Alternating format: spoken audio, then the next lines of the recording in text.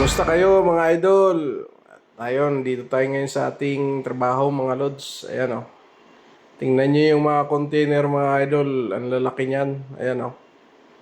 Dito yung imbaka ng mga container mga idol. Ito naman yung mobile crane mga idol. Ito yung nagbubuhat naman ng mga container na ilalagay naman sa mga container truck mga lods. Ayan o.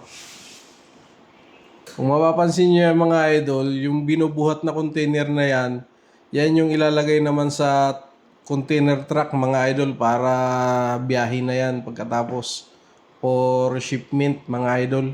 Ayan o. Napaka high-tech talaga ng mga equipment dito mga lods, tagabuhat ng mga container.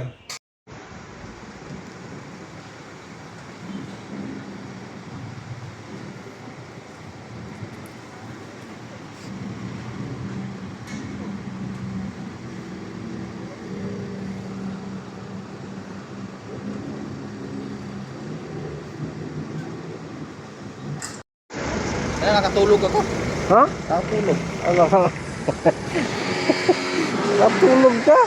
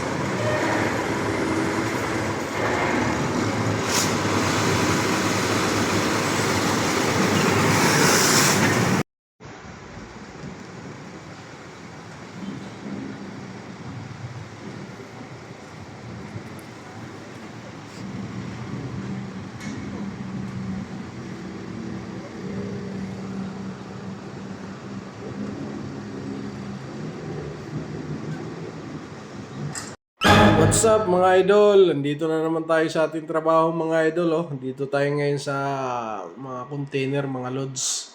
Ayan oh. Mapapansin nyo yung mga container mga idol oh. Sobrang tataas. Ayan mga loads oh. Ang dami niyan. Pagka nasa baba ang tao, ang liit na tingnan. Kasi sobrang taas ng mga container na yan mga idol. Ayan oh. Sabi bahaw.